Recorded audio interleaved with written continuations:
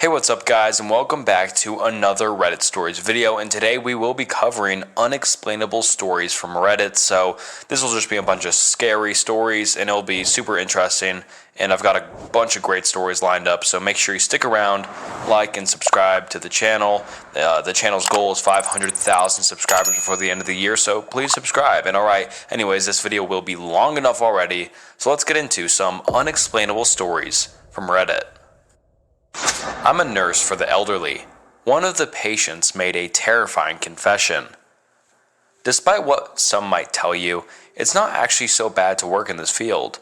Sure, some of the elderly can be difficult at times, and like any other job, this one has its stomach-churning moments, but most of them are sweethearts. All it takes is some compassion and patience to break through to them.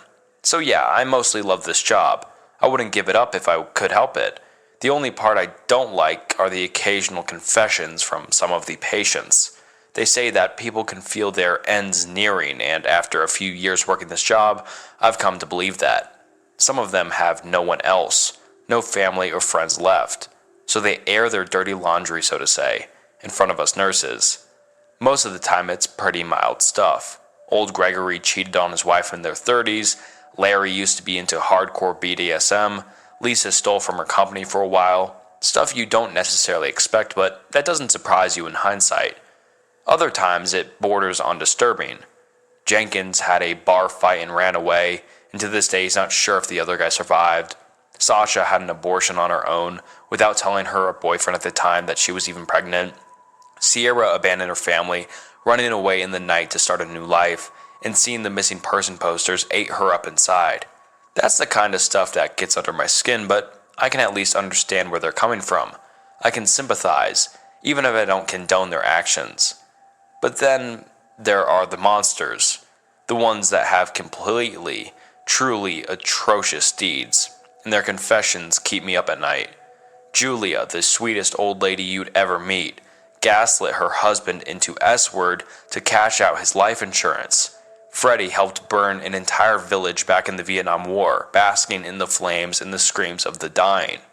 Sally abused her child growing up to the point it would cause a myriad of developmental problems. Mind you, I haven't been there myself for all of those confessions.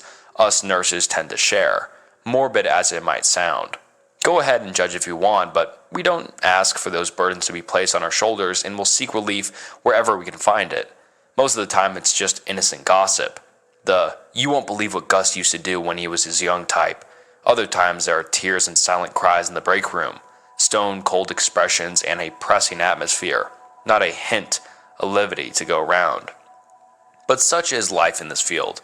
Most of us have learned to live with it, and those who couldn't walked away. I myself am in the first camp, and I don't think last night will change my mind. Anyway, I'm getting ahead of myself. You need some context in order to make heads or tails of this. It all started with Parker, so I should too. He's a bitter old man, no way to sugarcoat it. A tough nut to crack, rage and hatred for everyone and everything simmering under the surface at all times. He's the type of person that won't be satisfied until your parade is soaked to the bone in rain. He's been here since before I was hired, so the other nurses warned me about him from day one. God help you if you have to interact with him. He can ruin your entire week just by opening his mouth, they told me. I didn't take them seriously, thinking he couldn't be that bad. Spoiler alert, he was, but not in the ways you'd expect. He didn't get physically violent like some of the other elderly. He didn't fling shit and piss-soaked diapers at us. He flung words, but he knew how to make them cut, and cut deep. Our first interaction happened when I had to check up on him and make sure he took his medicine. It was a nice evening, and I found old man Parker in his room, lounging in his recliner. He faced towards the window, back to the door, and he didn't even bother around to look at me when I entered. "Good evening, Mr. Parker," I greeted. "Hey, fresh meat," he spat a response laced with spite. I gritted my teeth and tried to sound polite when I answered. "My name is Jessica, but—" "Fresh meat," he interrupted me. "You won't last a month, so I won't bother learning your name. Now why are you here, fresh meat?" I told him why, and he pointed at the empty pill bottle on the nightstand next to him. Then he returned to staring out the window at the sunset without another word, so I took my leave. This was how the first 3 weeks went by. I went over to his room for this or that. He made some snide remarks to insult me, and I held my tongue. It was clear he didn't want anyone around, especially me. But I was never a quitter, and it wasn't about to bend the knee to some old fart with a vendetta against happiness itself. "You still there?" he asked on the 4th week when I passed by his room to change his bedding. "My God, woman, you're about as smart as you are pretty." He was in his recliner again. Most of his evenings and nights were spent there, but by the day he'd be outside, or in the common area, terrorizing everyone he happened upon. But as soon as dusk approached, he'd retreat to his room and peer out the window until he fell asleep in the recliner. I ignored his remark, approaching the bed with a fresh set of sheets and pillowcases. "What? Did you swallow your tongue? Forget how words work?" he kept pestering me. I took off the old sheet and discarded it on the floor, even though it wasn't all that dirty. "That wouldn't be a big surprise. Honestly, the only thing surprising me is that you learned to speak in the first place." Now, I don't recommend doing what I did, reacting like I had. At that point, I should have thrown in the towel and walked away, but I didn't. After 2 weeks of abuse like that on a daily, I snapped. I threw the fresh sheets haphazardly on the bed and stomped over to his recliner. "Listen here, you shriveled up ballsack," I went off on him. "I don't know what your problem is, but I don't need this kind of treatment in my life. I'm not surprised that your family left you. With an attitude like that, I would have dropped you off at a care home first chance I got as well." I hurled insult after insult at him, digging deep to dredge out the nasty side of me, fully expecting Parker to go off on me in return, but instead he stood there and took it all. With each colorful word leaving my mouth, the corners of his lips pulled a little further up, into a satisfied grin. I only stopped when I ran out of breath, and he waited a moment to make sure I was done. "What did you say your name was again?" he asked. "Jessica." "Jessica," he repeated, letting each letter roll off his tongue. "Tell you what, I like you." And that was that. He returned to staring out the window, and I was able to carry out my work in peace. I regretted the outburst for a while, feared that it would somehow come back to bite me in the ass and get me fired, but Parker didn't tell anyone. It was our little secret. Every day after that, he'd grin when he saw me. He still gave me lip, but it was different, more jovial, not trying to insult me and drive me away, just to tease me. But I could work with him without breaking down into tears afterwards, so I took my win. After a while, I started teasing him back.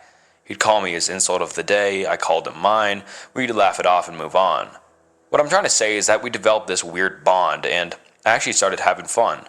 I started looking forward to it. We didn't talk about anything else. I didn't know the first thing about him, and he didn't know the first thing about me, but in my eyes, that only added to the charm.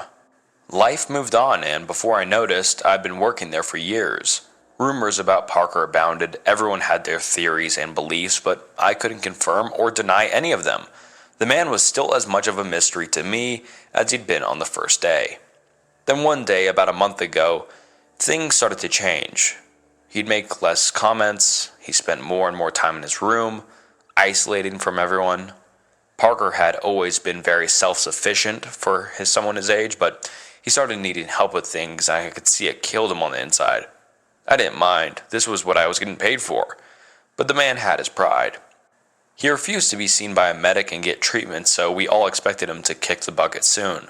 A prospect that made most everyone in that care home happy, but I for one dreaded it. Even so, I knew better than to try and talk to him about it.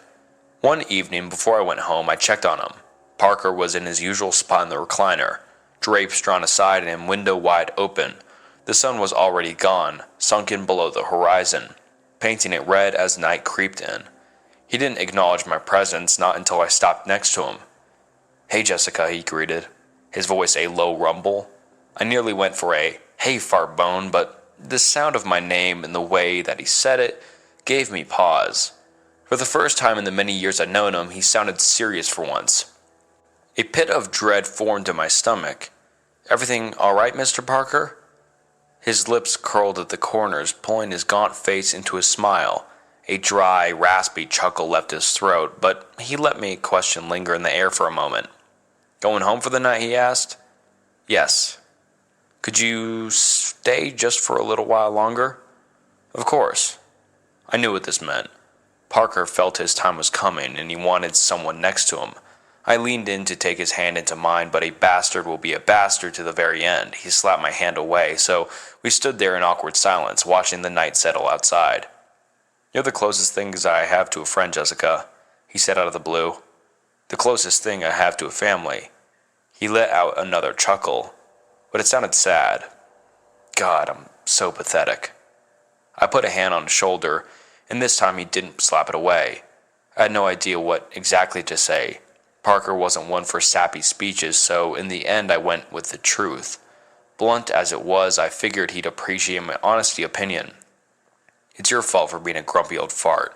You could have had many friends here. So why?" "Do you have any plans tonight?" he asked, and I nodded a no.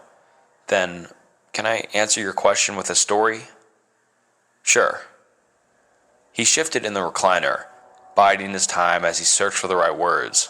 I'd seen it all before in others. They think themselves ready to open up until the time comes to actually do it. With a sigh, he resigned himself to the situation and started speaking. Parker was born in a small town in the 1940s, right off the back of the Second World War. He had an older brother and a father, neither of which he remembers. The first died of some disease as a child, and the second got drafted and died overseas while Parker was still a baby. That left his mother alone to raise him. But they weren't the only ones struggling to make ends meet in the town.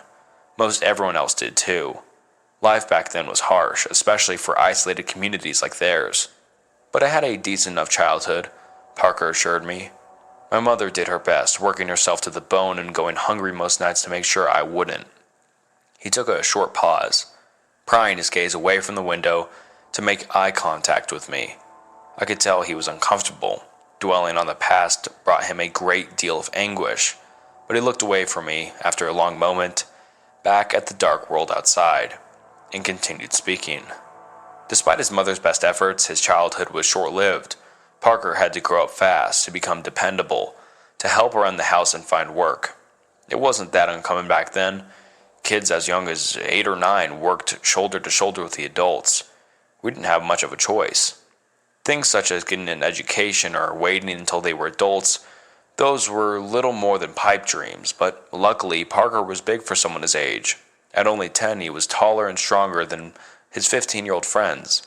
He could handle his manual labor, and having an extra set of hands to go around, a second breadwinner, did wonders for their household. "I still remember getting my first ever pay," he said with a sad smile. "A small sum, but I was proud.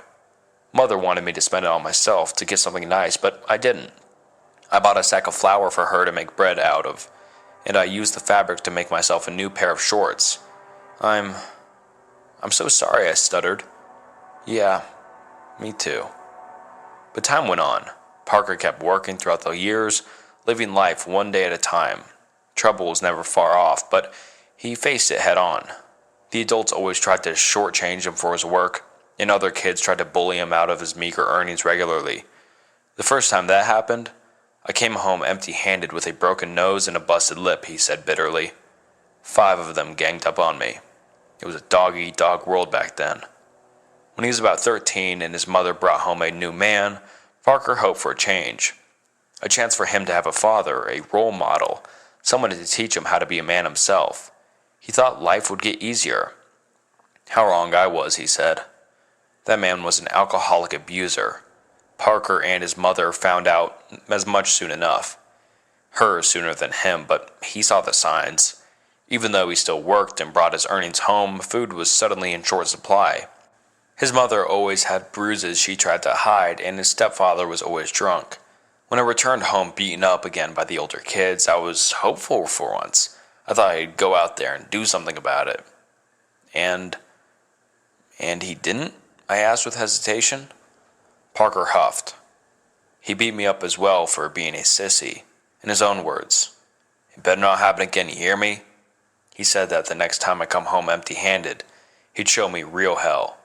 "Why didn't you run away or get the authorities involved?" "Run away? Where to?" Parker answered. "The authorities didn't give a shit." He kept enduring the abuse for the sake of his mother. Couldn't leave her all alone with the stepfather, and it escalated gradually. Soon enough, his stepfather would take Parker's money outright, then he'd beat his mother out in the open. It wasn't long until he raised his hand at me on the regular, Parker said, but it kept my mother safe, so I endured it. On the nights I'd get beaten up, she was safe. And those nights only got more common as time went on. At first, Parker would get beaten up for stepping in, taking the place of his mother. Then he'd get beaten up for not bringing enough money home, and then for no reason at all. At some point, I couldn't take it anymore. I snapped, Parker admitted. The other kid stole my money again, and I was afraid to go home that night, afraid of what he'd do to me. So I ran off into the woods, looking for a place to sleep, and instead I found this old well. Old well? I asked, not sure what it had to do with anything up to that point. Old well, Parker confirmed. You know, a hole in the ground for people to get drinking water? Yeah, I know what a well is. At any rate, he found this old well, a dilapidated thing, long out of use and in serious disrepair. Parker nearly fell down into it when he leaned over the edge to peer down. He threw a pebble into it, and it never landed. Then he tried spitting into it and yelling down into the shaft. It echoed for a long time, much longer than it should have. Parker listened in awe as his own voice reverberated from the well for minutes on end, not getting any fainter, but awe inside. It gave him the idea. I didn't like the sound of that. I did end up returning home that night, Parker said. Found him beating up my mother since I wasn't there, and he chased me when he saw me. Parker led his stepfather out of the town and into the woods, farther away from civilization, deeper and deeper between the trees, until he heard the faint echo of the well still calling out. I hid nearby and kept quiet, he said, waited for him to find the well, and he did. He heard the echoes of my scream and thought I fell down into the damn thing trying to hide. The asshole laughed about it. His stepfather approached the well and leaned over the edge, still laughing. Did you learn your lesson yet, you damn bastard? Parker imitated him. Little did he know that I did. It just wasn't the lesson he wanted me to learn. Parker burst out from his hiding place while his stepfather was distracted and ran up at him. All it took was a single push, he said grimly. A single push. And he tumbled over the edge, fell into the abyss head first, screaming all the way to the bottom. From that day onward, the echo of his voice joined mine in that well. The authorities pretended to search for him for a few days, but no one truly gave a shit. He was just an alcoholic bastard, so everyone thought he'd gotten his comeuppance. That he died in a ditch somewhere, or he ran away in search of greener pastures and other people to terrorize. No one suspected us, Parker said. Not my mother, who was too weak to fight back, and they considered me just a kid. No way in their eyes for either one of us to kill an adult man. With him out of the picture, though, Parker's life improved somewhat. He still earned a pittance, and the other kids still bullied him, but at least he could rest easy in his own home. I went to that well every day at first, then every other day, then once a week at most, but the screams never stopped, day and night. They got fainter, barely a whisper in the wind, but I could still hear them. Didn't it scare you? It terrified me, Parker admitted, but I also saw the possibilities. That answer terrified me. I contemplated for a moment to call it a night to put an end to Parker's confession and leave, but I was also curious, for better or for worse. Next up were the kids that bullied me, Parker continued. It took me a long time to build up the courage to even consider it, but enough abuse will push reasonable men to do unreasonable actions. The gang was 5 members strong, their leader 19 years old and the youngest about Parker's age. The rest were all in between.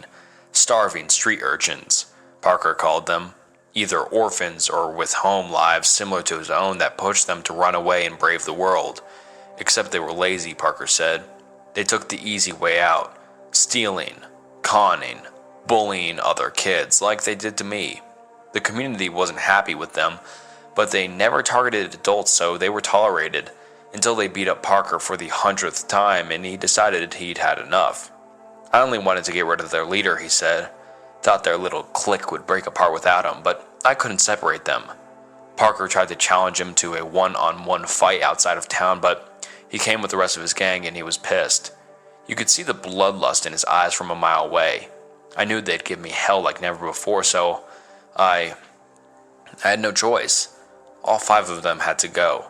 Parker ran away, and just like his stepfather, they chased him into the woods.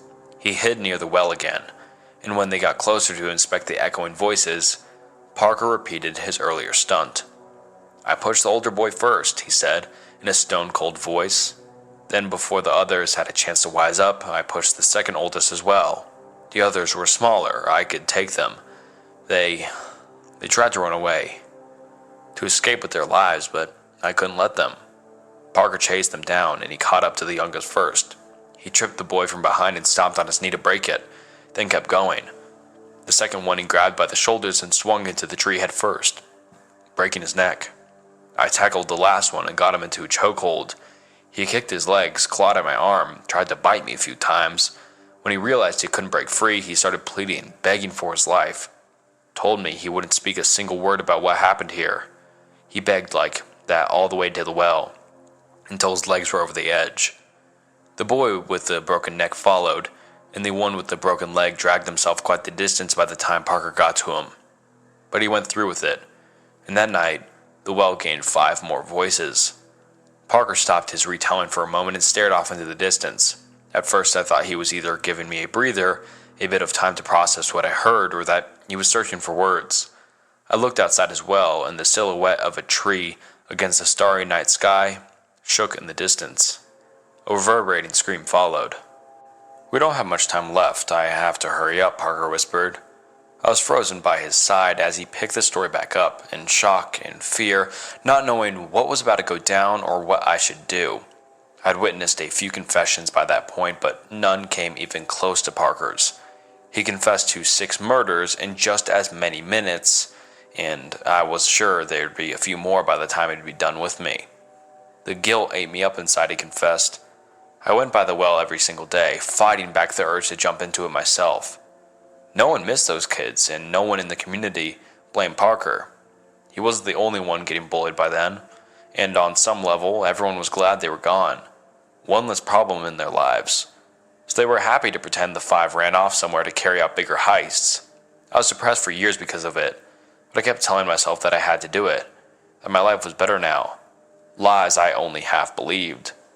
But they got me out of bed in the morning. Another tree shook outside, closer to us, but there wasn't a scream this time. Parker flinched visibly. Anyway, the years flew by. People kept leaving the small town, flocking to big cities in search of work. I was one of them. I found this wonderful girl, and I left with her. They took Parker's mother as well, and the 3 of them found work at some factory or another. And for a few years, he thought he'd left the small town and his horrible deeds behind. Until I started hearing screams in the night. Voices I recognized. I thought I was imagining it at first. I tried to convince myself it was nothing more than me just going insane with guilt. Another tree shook outside, followed by a howl. And let me guess. It was all too real. Parker nodded his head. My mother went missing one evening, and we never found her.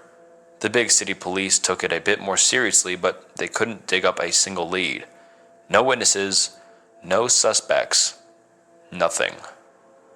But Parker knew exactly where to find her, or what was left of her. After a long trip back to his hometown and a trek through the woods, his worst fears were confirmed. His mother's voice joined the torturous chorus in the well. I broke down right then and there, cried in that forest by myself all night long. It was supposed to be me, not her. He returned home though, if only for the sake of his girlfriend and soon-to-be wife. She was pregnant.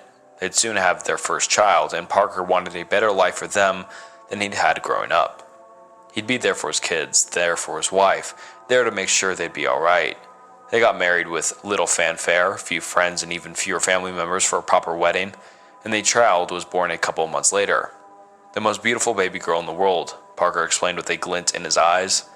Holding her, hearing her crying, it was all I ever wanted, enough to justify everything I'd done and been through in a heartbeat.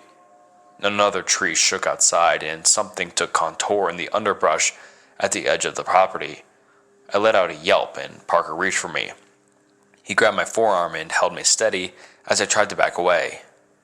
"We still have a few minutes," he said calmly. "And don't worry, it's not here for you. You're safe." He proceeded with the rest of his story, and I had to try my damned hardest to divide my attention between him and whatever was out there. I treasured every moment and with my wife and daughter, but you know how these things go. She grew up in a heartbeat. Before I realized it, she spoke her first words, took her first steps, moments I couldn't be prouder of as a father. The thing bellowed, a guttural sound that rattled my bones. Dying animal was my first thought. A coyote getting murdered or a fox going into heat. It took a step forward into the faint circle of light surrounding the care home, and I saw a human face. Then another one. And another one, contorted in agony and held together to form a gigantic head. Then that thing returned once more, Parker said, raising a hand to point at the advancing beast.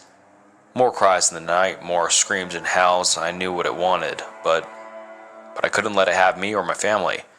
Another step brought its neck and torso into view, pulsing muscles crisscrossing each other at random, skin stretched as though it pulled taut, dozens of human arms jutting out of it in the most random places. Its myriad of eyes moved every which way, scanning, searching. I knew I had to do something before it was too late, to either get rid of it or appease it, and I knew what it wanted. What? I asked, stuttering and shaking with fear. People. Bodies. Victims, Parker answered. More of them. I opened up its appetite and now it was hungry. If I didn't give it what it wanted, it would get itself. Take my world from me. I didn't want it to do it. I tried to talk myself out of it until the very last moment, but I was so pressed for time and worried sick for my family, so I went back to the town. For a moment, I wished my eyes could do the same thing the creatures did. I wanted to turn and look at Parker to see his face, but I didn't dare take my eyes off of it. Every last muscle in my body was clenched, holding me in place. I was barely able to breathe. It took another step forward, and all of those dead, beady eyes focused, every last one of them pinned on the window, on the room, on me and Parker. I kidnapped someone, Parker said, his voice fraying into a cry at the edges. An older man living all by himself. I knew him, knew he'd been a widower for decades. He knew me. He barely fought back as I tied and gagged him. I expected him to plead as well like the kids had. I expected him to fight me, but the silence, it was worse somehow. Did he know about that thing? I managed to push out a question. What? No, of course not, Parker answered. He was just old and frail. And he knew he couldn't do anything to stop me. Maybe he'd given up on life long ago, like I ended up doing. I don't know. The rest of the monster came into view as it advanced towards the open window, and there was so much more of it than I expected. So many legs moving haphazardly, slapping the lawn at awkward angles to pull the body along. It felt surreal, like the window was a screen and I was merely watching some cheap horror movie with even cheaper special effects. At night, I dragged the old man out of town and through the woods. I got him into the well, said a short prayer for his soul, and tipped him over the edge. He went down without a sound. The monster stopped a few feet away from the window and craned its head forward. By that point, I was pretty much useless, more of an ornament than an active participant. Parker let go of me and moved to get up, failing twice. His old bones were all out of strength. But he saw his determination. The third attempt saw him to his feet, even if a bit wobbly. I returned to my wife and daughter after that, he said, taking a step towards the window, and all was fine for a while. Seeing her smile growing up, having her by my side, it kept the guilt at bay. She was my world, and I was ready to do anything to keep my world from crumbling. The monster cooed. One of its many faces moved along its skin, pushing against the rest until it got to the forefront. A wide smile took over its lips, replacing the agonized expression. The next time the screams returned, I knew what I had to do. Knew what the rest of my life would be like, what sins I had to commit. Every few years I would return to that cursed town, kidnap someone in the dead of night, and throw them into the well. The smile on the face at the forefront only grew wider, but the rest didn't match. They started whispering aggressively, their voices merging as they got louder. I kept at it until my daughter grew up, until she found a boy she wanted to marry and moved out, until everyone left that town behind, to be an empty shell for the force to retake. And I called it a job well done. I thought my daughter was safe and I could finally let the monster take me, that I had finally atoned for all of my sins. Parker closed the gap to the window, and so did the monster. It pushed its many arms into the room, hands both big and small, grasping at the air as they tried to reach him. And what happened to her, I asked. The question felt strange coming up out of my throat and leaving my mouth. like it was uttered by someone a million miles away, completely detached from the situation. Parker extended one of his arms, but paused and turned to face me. "What do you think happened, Jessica?" he asked in a somber voice. "What do you think pushed me on the run for the rest of my life? It made me grow wary of approaching people and making friends." I held back the answer, if only because I had one more question. "Why tell me all of this?" Parker smirked, the same mischievous, shit-eating grin I'd gotten used to from him. "'Cause I'm a selfish old bastard," he said matter-of-factly. "I wanted at least one person to know and maybe miss me, and now you do." He took the final step that brought him within the monster's reach, and I got a hold of his arm with 100 fingers. The many eyes looked past Parker directly at me. "Thank you, Jessica," Parker said, his back to me. "You can leave now. That'd be the best." I didn't argue with him on that. I slowly walked backwards towards the door. My head was heavy, mind spinning, and my legs felt like unsteady stilts 100 feet long. But I did it. I reached the door, backed out into the corridor, and closed it gently. Parker watched me the whole time, a peaceful smile on his lips until the latch clicked. The rest of the night was a blur. I wandered to the break room with tears streaming down my face, but I didn't even realize I was crying until I tried to light a cigarette and a tear fell on it. My hand shook like an earthquake, as did the rest of me. I smoked about half the pack, waiting and praying for the thing to leave so I could, too.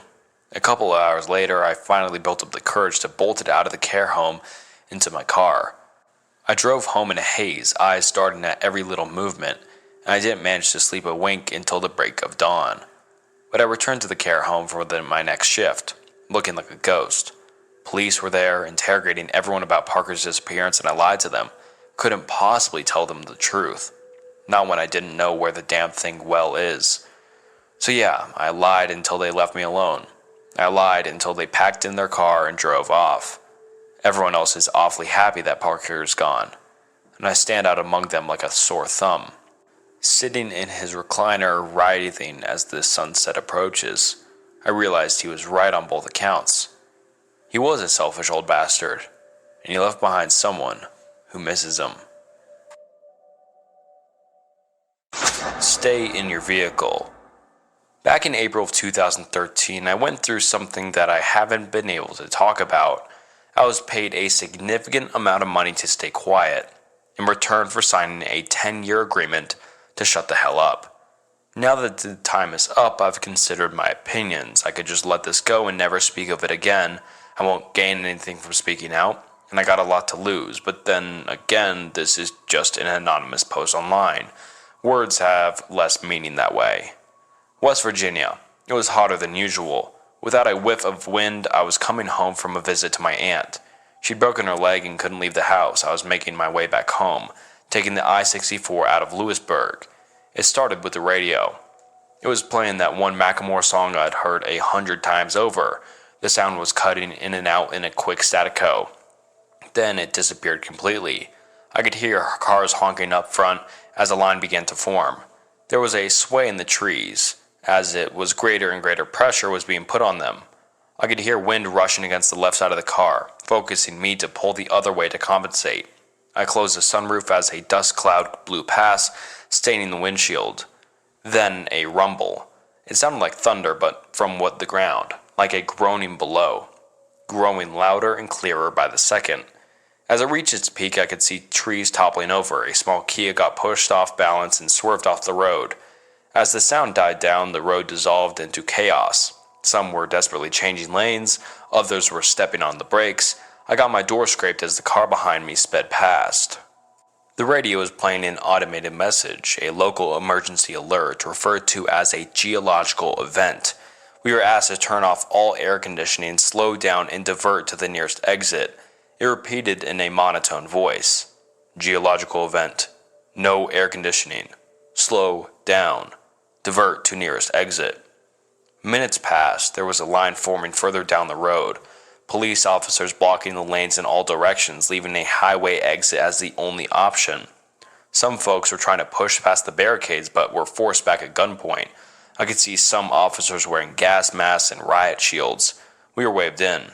I followed the exit and got directed to the right. There was an open field that was used as a sort of impromptu parking lot.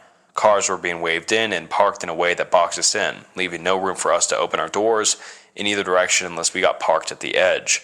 4 lines of cars with about 10 to 15 vehicles per line. Surplus vehicles were directed further down the road. The place was packed. I got stuck in the second row, about 6 cars in. Pretty much everyone around me were on their phones. I didn't have anyone to call, but there seemed to be an issue getting a signal through. The radio was still repeating the emergency message. Voices were getting louder. A man 2 cars to my left leaned out of a gap in the door, screaming at the officers to answer his question. They responded immediately with a warning shot straight into the air. "Stay in your vehicle," they screamed. "Lock your doors. I'm not telling you again." A couple of folks were filming, but there seemed to be trouble uploading. We were losing bandwidth. It didn't take long until phone signals were completely blocked. I think a video or 2 of that officer firing into the air made it online. They were patrolling back and forth. We were told to stay in our vehicle, with the windows up, doors closed and locked, engines off. I could hear people talking in their cars. Someone said there'd been a natural gas leak from a geological event and that combustion engines could spark an explosion. Others were talking about a terrorist attack, but there was no answers, and the officers weren't eager to talk. After about an hour, things were getting ugly. People were hungry, thirsty, and restless. One officer stepped up on the front of the cars, handing out water bottles, crackers, and processed cheese slices. He had to step from one car to another, denting the hoods with his steel-tipped shoes. They were also handing out thick black plastic hygiene bags for people who needed to relieve themselves. Use them, seal them, drop them out the door, then lock up and wait. I'd crawled into the back seat, pulled down my cap, and tried to relax. I'd been playing some games on my phone, but the battery was running low. I wanted to save some, so I settled for having a nap instead. The sweat was stinging my eyes, not because of how warm it was, but because of how nervous I was. No matter what I did, I felt trapped, and the car felt smaller and smaller. I couldn't get out if I wanted to, and it physically hurt me to think about how little control I had. Is that what claustrophobia feels like? A couple of officers were discussing something by the front line. One of them had a white cotton glove on, which he used to wipe off the hood of one of the front cars. The glove was taken off and put into a bag, which in turn was sealed with a hot air gun. I was getting the impression that our cars had been covered in something. I wasn't the only one considering it. There were 2 college kids in the car to my left, and they were discussing it too. "Anthrax," one of them said. "Gotta be." "Nah, gold dust," the other chuckled. "They don't want to share." "You know what?" the first groaned. "I honest to God hope you're right."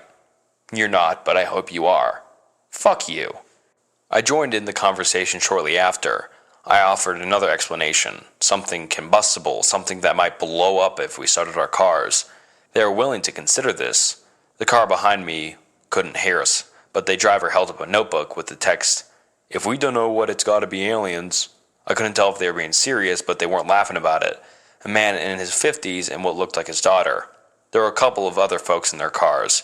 A man in a black shirt, sort of looked like a preacher without a collar. 2 middle-aged women with a kid in the back seat. A fat man blaring Johnny Cash from a stereo. A couple with a teenage son who couldn't stop drumming on the windows. We'd been stuck for about 2, maybe 2.5 hours when a truck rolled in. One of those with a large water tank.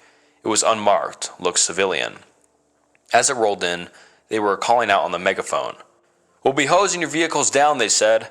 "Keep everything locked and closed. Then we'll be covering your vehicle with protective plastic while we wait for it to dry. After that, we'll start letting you go in an orderly manner. I repeat." Most of us were relieved. It was only a matter of time now. It was getting dark. They were getting up on their cars, hosing them down thoroughly. It smelled of chlorine, so maybe they'd mixed something into the water. As they came to my car, they stepped up on it and double-checked the sunroof, making sure it was locked and secured. They sprayed the car down, bathing it in a chemical stink, the kind that gets stuck in the back of your throat. It took a long time for them to finish, at least an hour or 2. After that, they were rolling out a kind of plastic cover at the short side of the lot, the kind you use to protect pools or rain covers for football fields.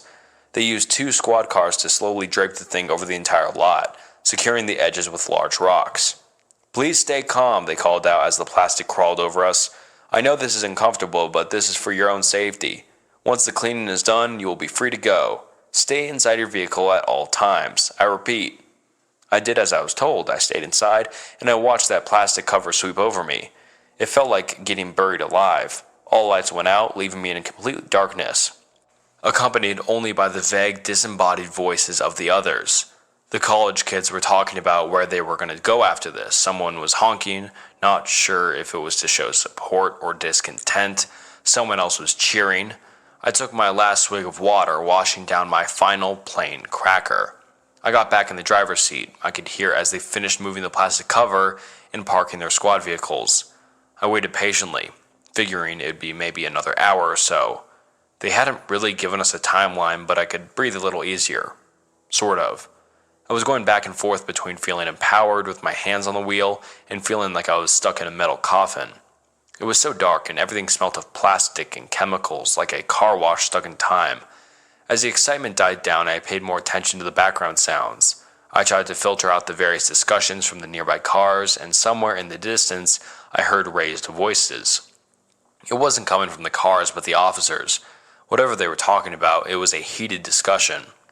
An hour came and went, and people were getting impatient. More cars were honking, others were yelling, demanding answers. I couldn't get my leg to stop shaking. The more I thought about getting out of here, the smaller the car felt. I was hyper-focusing on things I couldn't control. I was a little thirsty, and I was out of water. I needed to use the bathroom. I wanted to stretch my legs and go for a walk. I wanted to breathe fresh air and get that awful chemical taste out of my mouth. I heard cars starting, accelerating. The truck was moving, somewhere off to the side. "We need you to stay in your vehicle," a voice screamed over the megaphone. "Do not leave for any reason. Stay in your vehicle." Cars speeding off, not many but a couple, then quiet. The officers left us there. Everyone was quiet. A couple of folks had opened up their phones, using them as a flashlight to look from car to car, looking out at the sea of vehicles, all of us trapped under that dark cover. I could see a handful of lights cut off by the sharp silhouettes. I couldn't make out who was in the dark. It was just all people, anonymous. I heard a gasp somewhere in the back. There was a metallic clunk, like when the officers climbed to top our cars to get us our waters. There was a careful cheer as some folks figured they were taking off the plastic cover, but that wasn't it. Instead, there were more footsteps. The cheers slowly died down as more and more footsteps pattered across our cars. I stopped counting after a dozen. The silhouettes in the other cars were still. We all held our breaths, waiting for an answer to show itself. What the hell was going on? What was that sound? Somewhere off to my right, I heard a voice. "Who's up there?" It sounded like an older man. I had seen a pickup truck that way earlier. Almost as a response, the footsteps stopped. There was a faint clicking sound, like someone snapping their tongue against the roof of their mouth. Click, click, and from further away, a click in response. From somewhere to my left, another couple clicks, then a cascade of clicks, dozens, maybe hundreds. There was an awful metallic noise coming from my right, then breaking glass, a scream cut short, followed by several irregular taps of the car horn. One of the silhouettes in the distance turned into a blur as something passed through the windshield, cutting through the plastic cover. Somewhere in the front row, the roof of a car was cut wide open. Someone was pulled up out of their seat. 2 cars back from where I was, there was more glass breaking. It sounded like a wild animal got in. I could see a weak hint of a red splatter against the passenger side windows. I wasn't getting any air. I could feel my heart beating through my chest as my arms started shaking. My hands were cramped around the steering wheel, and I felt sweat dripping down from my shoulders. I couldn't control it. I didn't even see what was going on, but these sounds, these screams, they awakened something primal. This was danger. A threat. My body knew long before I did. The college kids in the other car were ducking down. One of them waved a hand at me as if telling me to get down. I nodded. I scrambled into the back seat. I couldn't see where I was putting my hands or my feet. Everything is different in the dark. As I tumbled my way over, my foot accidentally tapped the car horn. It was a quick tap, a fraction of a second, but to me, it was the loudest sound in the world. I was lying on my stomach in the back seat, and within seconds, something heavy climbed onto the hood of the car. I could feel my car buckling. It was much heavier than the man who'd passed out water bottles. I held my hands in front of my mouth to stop the panting, but I just ended up snorting up sweat instead. My nose stung as I bit my tongue, listening to every metallic groan as whatever was outside moved and shifted. Click, click, and from behind my car a click in response. There were no lights being held up anymore. Everyone was cowering, going quiet. I pushed myself up against the door behind the driver's seat, trying to make myself as small as possible. I could hear the frame of the car complain as something slowly moved. When it came to my sunroof, there was a slight crack. They made it stop. Another crack. I silently shook my head as if trying to ask the car to stop. That thing was gonna break. And it did. My legs were showered with glass as a big blob of plastic cover dipped into my car. Something big came tumbling into the front seat.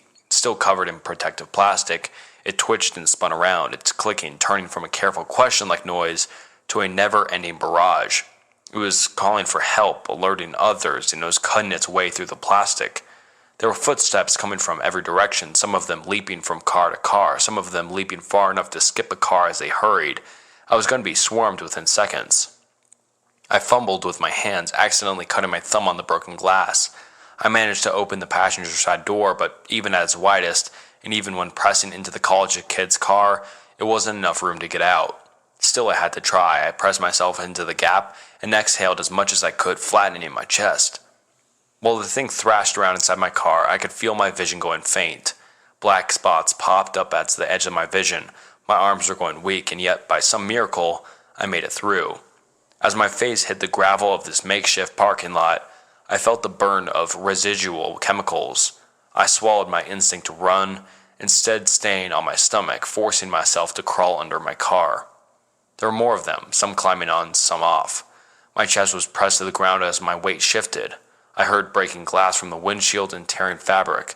Something was up there, and it was furious, like a trapped animal. I could hear the college kids mumbling to one another, trying to stay calm, one assuring the other that all they had to do was stay low, stay quiet, and wait. Then something slammed into the passenger side door, the one I'd crawled out of. The door was pressed up against the neighboring car, then fell haphazardly to the ground, completely off the hinges. An ink-black, bird-like foot touched the ground right next to me. I've looked it up since. There were 3 toes forward, 1 toe backward, all clawed. Anisodactyl feet similar to that of many birds of prey, except larger than a human foot and with smooth, oil-slick skin. It must have been heavy, at least 400 pounds. If the clicking noise came from its mouth, I can approximate that it was somewhere around 6'7" to 6'9", or taller. It could have been hunched over. How it managed to walk in the gap between the vehicles is beyond me, but I suspect it was very thin. It daintily walked from my car to the others, as if scanning for something. I could barely see anything in the dark, but this thing seemed to navigate it perfectly. It didn't bump into anything. There was a tap on the glass of the car behind me, to my right, and someone got startled. A short scream, and the hunt was on. This time was different. It must have caused some kind of chain reaction, as all of a sudden the plastic cover was getting torn up left and right. People were clawing their way out of their cars. I heard someone kicking against their windshield. Another was trying to open their door. I could hear it slamming against the side of the car next to them. And off in the distance there was gunfire. Just a couple of shots. The college kids in the car next to me slammed their doors open and followed my lead. They rolled onto the ground and under their car. There was little more light coming in as the cover had been torn above. Their faces were red from tears, and one of them was desperately trying to call for help on his phone. The other grabbed the phone out of his hand. A short scuffle ensued, ending with them putting on a ringtone and sliding the thing as far to the left as they could. Whatever car that phone landed under was demolished. Every window broken, every passenger gone. I could hear the grinding as a seat was ripped in two and thrown away. In a matter of seconds, an entire vehicle was torn in pieces as a dozen of these things swarmed it. "Shut up," one of the college kids repeated. "Shut up, shut up, shut up, shut up." Something reached under my car. It scraped against the sole of my shoe, tearing a hole all the way to my big toe. I hurried forward, scurrying like a lizard. The college kids noticed and followed suit. I don't think they'd thought about it too much. It was just movement, and they went for it. I made it 2 cars down before I got stuck. There was something dark in the way, and I couldn't get around it without exposing myself. I couldn't see what it was, but it didn't take long for me to figure it out. There was a meaty crunch, as if someone was biting chunks out of a piece of meat. It was struggling to get through the fabric of their clothes, making a snapping noise as threads gave way. A pool of blood rolled under the car, staining the tip of my fingers. It was still warm. One of those things were eating a victim. I hungered down, trying to remember to breathe, and I stayed there waiting for a chance. Any chance. I must have stayed there for at least an hour, hearing every bite, every crack of bone and snap of sinew, satisfied clicking noises. As it finished its meal, it wandered off, dragging the remains along. They were moving forward. Something heavy walked over to the car I was hiding under, dragging a body along. Slowly, the footsteps disappeared. It was quiet again, and in that quiet, I found my footing. I made my way to the edge of the plastic cover. I listened one final time, pushed one of the weights away, and slipped through. They were gone, and I was out. I could feel my chest growing lighter, allowing me to breathe.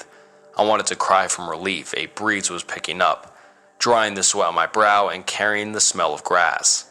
Stepping back, I turned towards the sea of cars to see how bad the damage was. And then I saw one. It was a bit off to the side, perching on top of an old Honda. At a glance, it looked like a tall person, covered in a slick black ink. But looking closer, you could see the strange bird-like feet, the pointed nails, the long row of shark-like teeth on its mouth that was far too wide. I froze. The thing rose to its full length, easily over 7 feet tall. It looked ready to pounce on me. I had nothing to defend myself with. I couldn't make any sudden movements. I wouldn't even be halfway under the car before the thing would be over me. 100 thoughts raced through my mind, but there was nothing I could do. I was out of options, but the thing just looked at me. It raised a slice of raw meat. Blood dripped onto the plastic cover. It looked at me curiously, taking a bite. Then, as if nothing had happened, it wandered off, satiated. I was left there, shaking like a dry leaf, and with the last of those things gone, all that was left was the panic. It didn't take long for the officers to return. The plastic cover was removed, but we couldn't go home. Not after this. Some folks signed a waiver and were let go immediately. They weren't allowed to talk about what they'd seen, and in return, they could get a hefty sum of insurance money. Others demanded answers and were taken into custody for obstruction of justice. A few others still were too panicked to make any kind of sense and had to be checked out for medical personnel. A total of 14 people died. It was described by a combination of causes: a traffic pileup, carbon monoxide poisoning, animal attack. I think there was something about an escaped convict too. Excuses all over the place, and the times were all wrong, spread out through a couple of days to more smoothly blend into accident statistics. And if you wanted to go home and get your insurance money, you had to sign a non-disclosure. I did too. I know the college kids did as well. Goddamn miracle they made it out, but I saw them. 34 cars had to be towed, 18 people wounded, 6 seriously so. 4 people lost at least one limb. One guy had an arm ripped off halfway up his collarbone. I don't know how he survived. Most people never saw those things up close. They just remember the screams and the breaking glass. Sometimes at night, that's all I hear too. Closing my eyes reminds me of lying under those cars, feeling the pressure as the weight shifted. I still get trouble breathing. I think a part of me is still stuck there. It stayed in my vehicle. They gave me pills to stop the hallucinations, but only 2 of my 3 friends went away. Pop culture is the graveyard of words. Original meanings are lost when language is repurposed creatively, yet destructively. Of course, there's only really a problem when significant words are rendered meaningless. When, for instance, illnesses become adjectives. When a person is just a little OCD, depressed, bipolar, psychotic. And that final word is one I used recklessly in my adolescence. But its true meaning became awfully apparent when my very perception of reality unwound. When I became unbound. The onset of my psychosis was unbearable. I was scared, confused, alone. Developing imaginary friends is endearing at the age of 8, but worrisome at the age of 18. I knew that. It's why I didn't let my loved ones know about my sickness. Of course, they noticed my change in demeanor, my general mental deterioration. However, given the recent death of my father, this erratic behavior was tied to grief. The root cause was overlooked. I hid as many symptoms as possible. Made sure that my real friends didn't know about my imaginary ones, didn't know about my all-knowing companions who, peculiarly, appeared wherever I went. I was lucid enough to realize that they weren't real, lucid enough to realize that none of it was healthy. First came Grant, then Shirley, then Albert. These three friends weren't always present, but one or more of them would typically be a stone's throw away. It took very little time for me to realize that these imaginary friends were amalgamations of real people from my life. Grant reminded me of my late father. He was gentle but firm, grounded, trustworthy. Shirley reminded me of my late grandmother, a little lost in the clouds, but warm and wise, boundlessly wise. Her keen intellect compensated for her lack of common sense. Albert, however, was the anomaly. The Wally I never missed, despite my best efforts. To say that he unsettled me would not be doing the feeling justice, but I tried desperately to dispel the ache in my stomach. I told myself that Albert, like the others, must simply be a collage of faces and words that have shaped my life. I would have told myself anything to dislodge the lump in my throat, the one that bobbed to the surface whenever Albert entered the room. It always threatened to take the wind from my lungs, and I believed I would wake in the dark place Albert inhabited when he wasn't watching me. It was a false belief, of course. Albert was always watching. Earlier this year, there came the inevitable nervous breakdown. After 6 years of suppressing a steady stream of emotions, the dam burst. I lost my job. That was the trigger to coming clean about the delusions. I had been hiding the truth since I was 18, but I knew I would struggle to do so forever. I told my mother, my girlfriend, my friends. I revealed that I'd been seeing people who weren't there, that I had buried the truth beneath a shallow mound of antidepressants and strained smiles. But the thin coating had weathered away, as I had always known it would. There was something freeing about revealing this secret, and I reverted to my adolescent self, finally allowing myself to process everything that has haunted me since those late teenage years. As a result, I became a lot closer to my mother. It was a relief for her to finally understand why I distanced myself for so many years. There had been more to it than grief, and it certainly had nothing to do with her. "I know you'd rather have April with you right now," Mom said. I smiled, patting her hand softly. I'd brought my mother to the doctor for emotional support, but she came for her sake too. Mom was frightened on my behalf, as I'd recently opened up about my S-word ideation. She didn't want me to lose in the same way we lost Dad. Still, I'd reached out for help this time. That was what I reminded her and myself as we sat in the waiting room. "April tried her best to come," I said, "but I'm happy that you're here, Mom." "It's outrageous that her boss wouldn't give her the afternoon off work. This is important," Mom huffed. "It's only an appointment with the GP, I replied. "Don't get worked up. You'll send your blood pressure through the roof." My mother nodded absent-mindedly. "Will he prescribe antipsychotics?" "That was what he implied over the phone," I said. "This really isn't a big deal, Mom. I feel silly for asking you to come. In fact, he said I'd have to do an actual consultation alone, so—" "There's nothing silly about it, Justin," Mom interjected with a gasp. "You and I should talk about everything, big or small, day or night." "I know, Mom," I said. "I will. I'm getting better at talking. Take a breath." "Sorry," she exhaled. "I don't mean to be overbearing, Mother." "You're not overbearing," I replied. "I'm very lucky to have you. I'm the one who should be sorry. Sorry that you have to suffer too." "Don't talk that way, Justin," Mom whispered tearfully. "We're here for you. You know that, don't you?" I frowned. It feels easier sometimes to bottle up my problems, to not be a burden. It makes my mind a little quieter when I only have to worry about myself. My mother shook her head. "That's your illness speaking. No matter the lies it tells, never face it alone. Your father was the same. It wants you to be weak and alone. That's why it keeps you away from those who love you. But—" "Justin Woods," a voice called from an open door beyond the waiting area. "That's me," I loudly responded, before standing and turning to face my mother. "I'll be waiting right here," she promised. "So will I," Grant softly whispered. I avoided turning my head to face the gray-haired, middle-aged gentleman sitting in the plastic chair beside my mother, the gentleman who did not exist.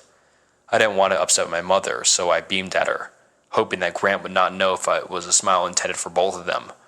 Of course he knows, I thought. He's in your head. "Come on," a fragile voice beckoned, scratching my earlobe. "It's time."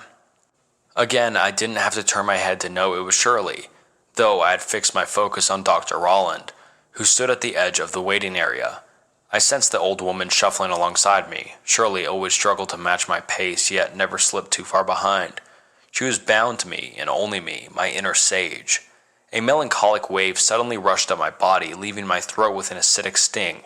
I longed to properly say goodbye to my two dear friends before the medication erased them from my brain. However, I didn't want to catch the attention of Dr. Rowland. It wouldn't have bothered him, of course, but I was self-conscious about my illness. Even in a place built to treat ailments, matters of the mind are not the same as matters of the body. There's a taboo with mental illness, a stigma that, no matter how much we pretend otherwise, is prevalent throughout the world. That is why I hid my symptoms for so many years. That is why Albert emerged. "It's okay, Justin," Shirley assured me, placing a frail palm on my shoulder whilst waving her free hand at my brow. "We are up there, but I won't be able to hear you anymore," I thought, whilst smiling convincingly at Dr. Rowland. "We guide you even when you don't hear us," Shirley said soothingly. "You are me. You are all of those who have come before you, those who have shaped you." "Don't worry about us, champ," Grant said, having abruptly appeared on the other side of me. "You're allowed to let go. You're allowed to heal. I'm proud of you, pal." And he would be too. I nodded ever so slightly, but stopped when Dr. Rowland started to frown, having clearly noted the turmoil emblazoned across my vacant eyes. "Are you okay, Mr. Woods?" he asked. I cleared my throat. "Yes, just a little nervous." The doctor smiled, motioning for me to follow him into his office. "Quite understandable, but I promise that I'm going to help you through this. I'm not here to write a prescription. Over the coming weeks and months, as you adjust to the medication, I will monitor your progress." I nodded, sitting beside Dr. Rowland's desk as he closed the door. "Do you have any questions?" he asked as he slumped into the seat opposite me. I paused. "Is it really as simple as getting a referral, then heading to the pharmacist? Will pills make the noise go away?" Dr. Rowland smiled again. "We're going to try olanzapine, Justin. Now, the effects of this medication vary slightly from person to person. Some notice a marked decline in symptoms of psychosis within a matter of days. For others, it may take a few weeks. But as I said during our phone consultation, I will be with you for every step of the way, Justin. I always have been, haven't I?" I raised an eyebrow, and the doctor laughed. "Really? You don't remember me? I'm glad I had made such a big impression, Justin. Your parents have been bringing you here since you were a child." "I know," I said. "It's not that. And I remember you, Dr. Rowland. It's just, those were appointments for sickness bugs and minor injuries. I never thought I'd see a doctor about anything like this. For the past few years, I've been living in denial, pretending that I haven't gone crazy." "That's not a kind of way to talk to yourself, Justin," the doctor cautioned as he printed off a prescription slip. "You're unwell, not crazy. You take antibiotics for a nasty infection just as you take antipsychotics for this slight hiccup in your mind." "I suppose so," I uncertainly replied as I accepted the small strip of paper. "Do I need to come back here for repeat prescriptions?" Dr. Rowland shook his head. "I'd suggest using the patient access website to order online. You just order, go to the pharmacy, and get a top-up. No need to see my annoying mug every time." "That's it?" I asked. The man nodded kindly. "That's it, but I'll contact you to arrange a checkup appointment in a few months, just to see how you've been reacting to the medication, and if you experience any side effects in the meantime, please contact me." "Side effects?" I gulped. "It's a possibility with any medication," he said, "but don't worry, Justin. We're just trying something out, and if it doesn't work, we'll try something else. Does that sound like a good plan?" I mumbled some words of agreement as I shakily rose to my feet, then I hurriedly slipped the paper into my coat pocket, jamming my hand deeply inside. I was afraid to lose my winning ticket. "So, I won't see people anymore? People who aren't there?" I asked.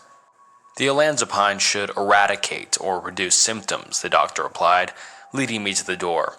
"Of course, if it doesn't improve anything, you'll have to let me know. Let's just take it one day at a time. Everything's going to be okay, Justin." So everyone keeps telling me, I thought, as I shuffled out of the door that the doctor impatiently held open. As I passed through the hallway between Dr. Rowland's office and the waiting area, I felt that awfully familiar clump in my esophagus, an unwelcome visitor constricting my airway, and I knew what I would see before I even twisted my head to the right. At the far end of the corridor, past the rows of offices, there stood a man with arms stiffly clamped to his sides. a man whose features were always indistinct even when he stood so near. Albert. He wore forgettable attire. For all I knew, it may have always been the same, may have been different every time. I struggle, even after seeing him so many times, to describe his facial features, for he was murky and abstract, but I always knew his face when I saw it. To capture even a glimpse of his uneven eyes and lips was a paralyzing nightmare. No other fear has been compared. The tall man was chained by unseen shackles to the clinic's tiled floor, and his entire body was practically convulsing. An inflating and deflating chest communicated his innermost fury. Albert was not like the others. He did not support my desire to heal. He had made that clear after my initial phone call with Dr. Rolland. Since that day, the man had remained uncharacteristically silent, in spite of the unnerving things Albert had a tendency to say. I feared him most when he had nothing to say at all, when he soundlessly eyed me from distant crevices, rage frothing at the surface.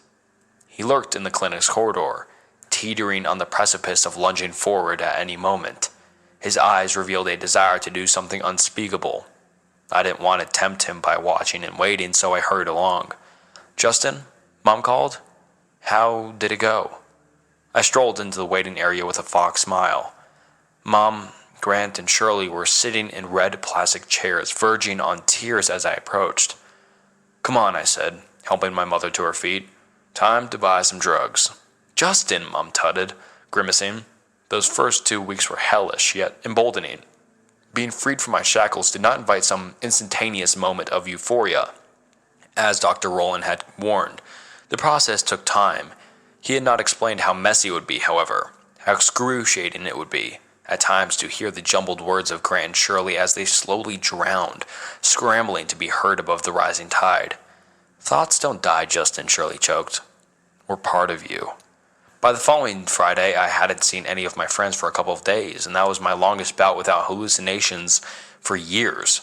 To celebrate, I organized a dinner with Mom and April at our favorite Chinese restaurant, just the three of us. For the first time in a long time, there would be no non-existent guests. That was what I planned. "You seem better today," my mother said, moments before tucking into a sticky rib. "You had a good day yesterday, didn't you?" April asked, turning and smiling at me. "Sorry, I don't mean to speak on your behalf. Are you okay today, Justin?" "My publicist speaks the truth," I nodded theatrically. "I'm happy and healthy. No further questions, please. Thank you." She rolled her eyes.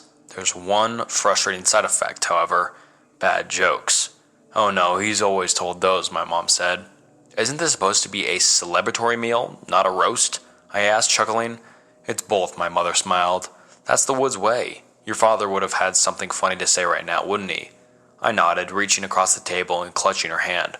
"Funnier than anything I've said." My mother wiped a tear from her eye. "No, you were both hilariously unfunny. Dad would be. He is so proud of you. Justin. I know that's a cliche, but cliches exist for a reason.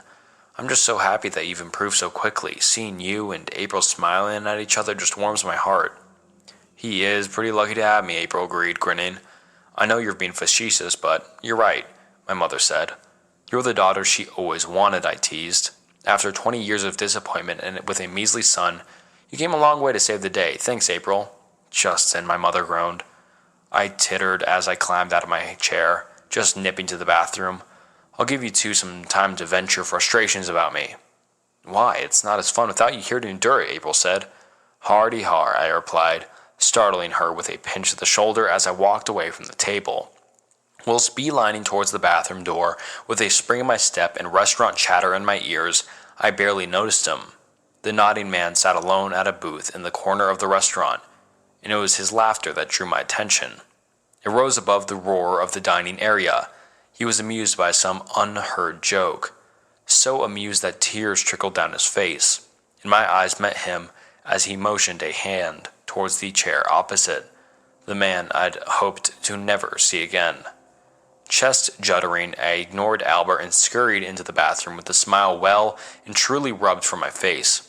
I pretended I hadn't seen him, pretended that I still hadn't hallucinated in days. Bracing against either side of the bathroom sink, it took a minute for me to control my breathing. I reminded myself that the medication was not a cure. I was never going to be entirely eradicated my illness, but simply treat it, mitigate the worst symptoms. But why? Out of the three, did Albert have to return? I wondered, sweat staining my flesh. Anybody else, please. As if responding, there came labored breathing from the lock stall behind me. My eyes unsteadily glanced at the mirror ahead, and I saw movement through the crack between the cubicle door and the wall. Saw a bloodshot eye peeking at me through the slim gap. "Don't scream," Albert whispered, placing a finger on his lips as my mouth opened. "You won't like what happens if you scream." Then the man wagged his finger through the cubicle's narrow gap, urging me to come forward. I wanted to flee the bathroom, but there was no running from him. I knew that. Only obeying his commands would offer me the slightest respite. So I nodded and walked over to the locked bathroom stall with a gaping, quivering mouth.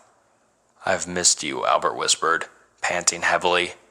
I eyed his smile's unevenly sized teeth through the slight opening, felt the decaying breath escape his jaws and wash across my cheeks.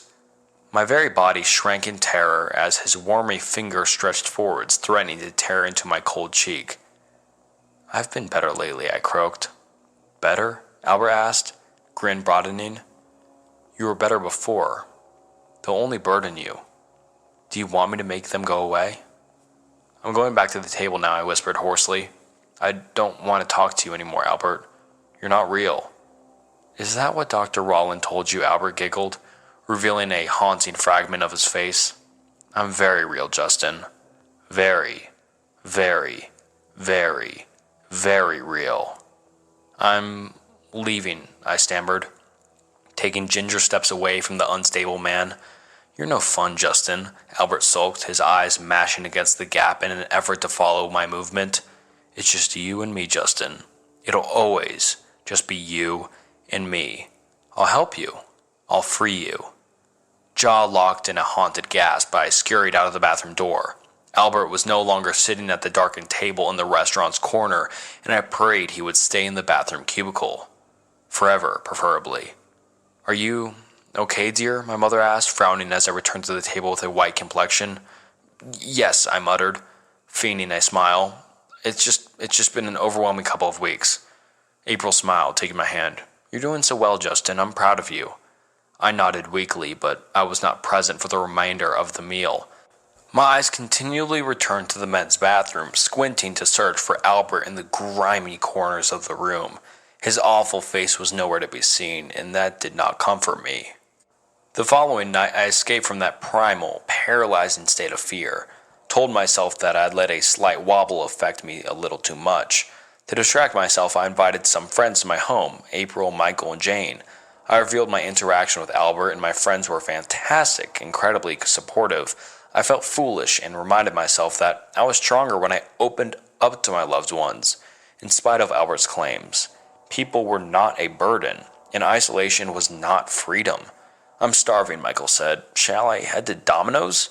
"Yes," Jane excitedly squealed. "I'll come with you." "Get us 2 margarita pizzas, please," April said. "Thanks, mate," I added as the pair walked out of the door. There was a moment of silence in the lounge, followed by April twisting her head to offer a sultry, mischievous grin. "And then there were 2, she whispered, bouncing her brows. "Were you hoping for a quick game of Monopoly?" I teased, motioning at the stacks of board games in the cabinet. My girlfriend rolled her eyes and seized my hand. "Yes, let's play Monopoly upstairs." We were, by no means, quick. I'll leave it at that. "Shit," April gasped afterwards, eyeing the bedside clock. "It's 8 o'clock. I frowned as I got dressed. "Already? What time was it when they left?" 7, and there were no messages from them, she said, eyeing the WhatsApp chat. "It shouldn't have taken them an hour. Domino's is only around the corner. Are they okay?" "They must be playing Monopoly," I grinned. April snorted, shaking her head as she slipped into her clothes, but the warmth fled my lips as my eyes wandered to the bedroom window, as I eyed a darkened figure at the back of my garden. Dimly revealed by solar lights, Albert was watching from the shade of an oak tree. I tried to conceal my horror, but I'd caught April's eye, and she followed my gaze to the garden. I expected her to console me, expected her to say that I should talk to my doctor about the medication not working as well as I hoped. I certainly did not expect. "Who's that?" My body chilled as I processed April's question. two unthinkable words. I told myself that it had been an auditory hallucination, but I knew better, knew when she frowned at me. "Justin, do you know that man outside?" she asked. "That's your property, isn't it?" I trembled. "You can see him?" April's face grew more fearful. "Yeah, I see him, Justin. Should we call the police or try telling him to leave?" "Do not go out there," I warned sternly, grabbing April by the shoulders. "We're staying in this room, okay?" April shivered wildly. Do you know him? You're scaring me, Justin. Let's just call the police. He'll just be some unwell man. He's not dangerous. Please tell me he's not dangerous." I realized we'd both looked away from the window, and when I turned back to the garden, I was unsurprised to find that Albert had vanished. "I don't understand," I whimpered. "He's gone." April turned her head to the window, then back to me. "He was real. Justin, I saw him. Let's call the police. Whoever he is, they'll—" "You don't understand," I coldly interrupted. "What don't I understand?" April asked, shaking. "You're not putting me at ease about him, Justin. Please just let me call the—" There came the click of my front door opening, silencing and freezing the two of us in an instant. "Michael?" April yelled. "Don't," I begged, putting a finger to her lips. It's not them. It's—" "What, Justin? What?" she cried. "You won't believe me," I said, tiptoeing towards the bedroom door, then inching it open. Through the opening, I had a direct view of the stairs. The front door was swaying inwards and outwards, driven by a growing gust. "There's nobody at the door," I whispered fearfully. "Right, I'm doing it," April said, slipping her phone out. Before her finger hit a single number, then came a creak from behind us. Our eyes were drawn to the in-suite of my bathroom, drawn to shapes which lunged from the unlit room into the glow of my bedroom. Long, slithering fingers, one by one, the awful things curled around the wood of the en-suite door, tentatively pushing it open. April and I did not make a sound, whether frozen by fear or the shushing demon. We watched as the face pushed out of the darkness. It squeezed through the doorway to reveal features no longer indistinct, still uneven, but horribly memorable. Albert's face was composed of moving wrinkles which sloshed and frothed across his skin like waves. His eyes were no longer hazy holes that I would soon forget, but hypnotic chasms of darkness. Endless pits shielded by eyelids that blinked with unsettling frequency. As Albert reached his unholy fingers towards April, I screamed and pulled her backwards. Screamed not only due to her near end, but due to her scream. What frightened me was that April saw Albert too, and that meant he had always been real. That might not have haunted me so greatly if he had been a man, but he was something else. Albert violated the very laws of nature. I feared that I would never be able to distinguish between truth and fantasy ever again. April and I sprinted down the stairs, and I felt the house quake under the strain of some immense weight. When we reached the swinging front door, I saw Albert's reflection in the window pane beside it. He had bloomed to an extraordinary horrifying size, his dimensions filing the upper landing, and the man hunched as he pursued us downstairs. After stepping onto the front lawn, I twisted slowly, but found that Albert had not followed us onto the front lawn. He had just disappeared. After taking a second to relish in the breeze battering my skin, I joined April in crying for help. Those cries were drowned, however, by approaching sirens. Neither of us had managed to call the emergency services, but the reason for their arrival quickly revealed itself. At the end of the street, buried within the splayed bark of a tree, was Michael's car. He had not been drinking, had not swerved to avoid something in the road, as far as eyewitnesses know. I knew what had done it. I knew who had panicked my two friends within that mangled heap of metal. April and I decided, without uttering another word to one another, that we would not speak of what we had seen. We rushed towards the paramedics and firefighters, but the fate of our friends was written on their grimacing faces. It was hours later that I thought of Albert's threat, thought of my mother. When we reached her flat, the place had been ransacked, and she was nowhere to be seen. Months later, she is still missing, and my terror never dies. Not knowing what she endured, or continues to endure, is an agony deeper than seeing the contorted corpses of my friends in that wreckage. I don't know whether I'll ever see my mother again. I don't know whether I'd want to see her, want to see the things Albert has done. April and I haven't stopped running. I still believe that this thing follows us, though I now know it lives outside of me. Albert wants me to be alone, for that is how it survives. It feeds on my separation from all others. I know I should leave April. If I isolate myself, giving Albert what he desires, that may well save her. On the other hand, even if I abandon April, this creature may well still hunt her, may still do something unfathomably twisted to her. If I stay by her side, she has a chance. We both have a chance. I must remember what my mother said.